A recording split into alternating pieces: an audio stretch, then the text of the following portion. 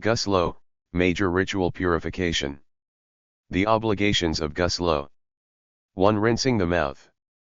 2. Rinsing the nose, and 3. Washing the entire body. The sunnahs of ghusl. The sunnahs of ghusl are that 1. The person performing the ghusl commences by washing both his hands, and 2. His genitalia. 3. He removes the physical impurity, najasa, if there is any upon his body. 4. Then he performs wudu as he would perform wudu for the prayer, except the washing of his feet. 5. He pours water over his head and over his entire body, thrice. 6. He moves away from that place where he performs the ghusl and washes his feet. 7. It is not incumbent on women to undo their plaits in ghusl if the water easily reaches the roots of the hair. The factors which make ghusl obligatory: 1. The ejaculatory discharge of spermatic fluid with passion by the man and the woman. 2. The meeting of both the external genitals in sexual intercourse even without ejaculation. 3. Menstruation, haid, and 4. Postnatal bleeding, nifas. When ghusl is sunnah. The Messenger of Allah set ghusl as a sunnah for 1. The Friday prayer. 2. The 2 Eids.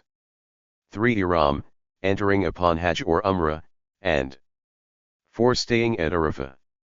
There is no ghusl obligatory in the cases of madhi, pre-seminal or pre-ejaculatory fluid, and wadi, post-urinal fluid, but wudu is required for them. Water. Purification from hadith, ritual impurity, is valid with water from 1. The sky, 6. 7. 2. River valleys. 3. Springs. 4. Wells, and 5. Sea water.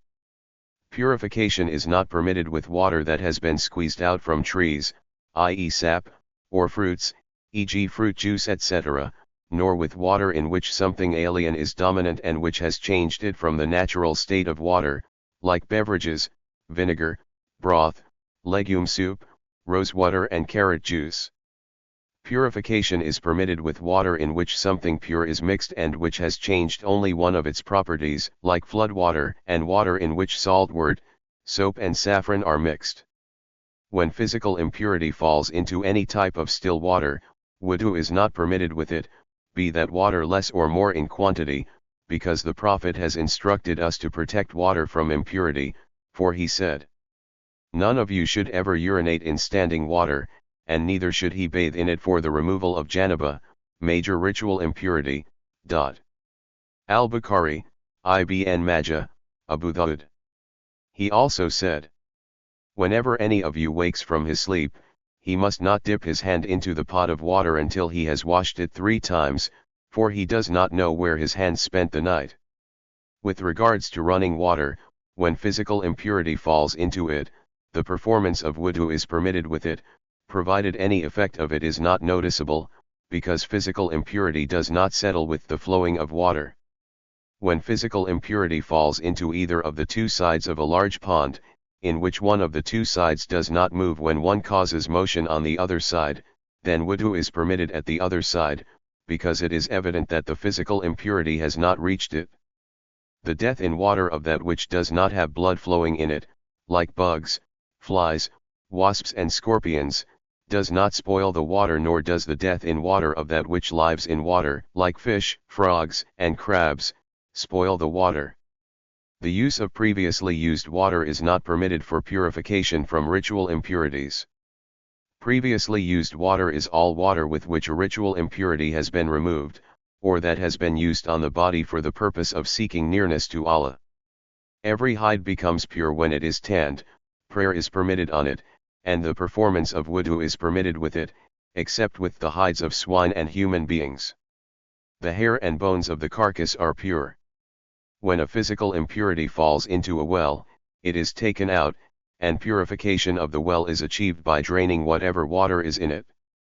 If a mouse, sparrow, wagtail, king crow, or gecko dies in the well, between 20 to 30 buckets are emptied out from it, depending on the largeness or smallness of the bucket. If a pigeon, chicken, or cat dies in it, between 40 to 50 buckets are emptied out from it. If a dog, goat, or human being dies in it, all of the water that is in the well is drained. If the animal has become bloated in it, or has putrefied, everything in the well is drained, irrespective of whether the animal is small or large. The number of buckets is reckoned according to the medium-sized bucket used for wells in the lands. If the water is emptied out with a bucket of large volume which is more capacious than the medium-sized bucket, it is calculated according to that. If the well is spring-fed, and is not drainable, and it is obligatory to drain whatever is in it, they take out the equivalent of whatever water is in it. It has been reported by Muhammad ibn al-Hassan, may Allah have mercy on him, that he said, between 200 to 300 buckets are emptied out of it. If a dead mouse or something else is found in the well, and they do not know when it fell in, and it has not become bloated nor has it putrefied, then they are to repeat the prayers of a day and a night if they had performed wudu from it, and they are to wash everything that its water had come in contact with. If it had become bloated or had putrefied, then they are to repeat the prayers of 3 days and nights, according to a saying of Abu Hanifa, may Allah have mercy on him. Abu Yusuf and Muhammad, may Allah have mercy on them, said that they do not have to repeat them until they ascertain when it fell in. Water left over, su'ar, by a human being and by an animal the meat of which is legally eaten, are both pure. Water left over by dogs, pigs, and predatory animals is impure, najis. Water left over by cats, stray chickens, birds of prey and of those creatures which inhabit houses, for example snakes and mice, is all disapproved, makruh. Water left over by donkeys and mules is doubtful. Therefore, if any person does not find anything other than this type of water, he performs wudu with it and also performs tayammum, dry ablution, and it is valid for him to commence with either of the two.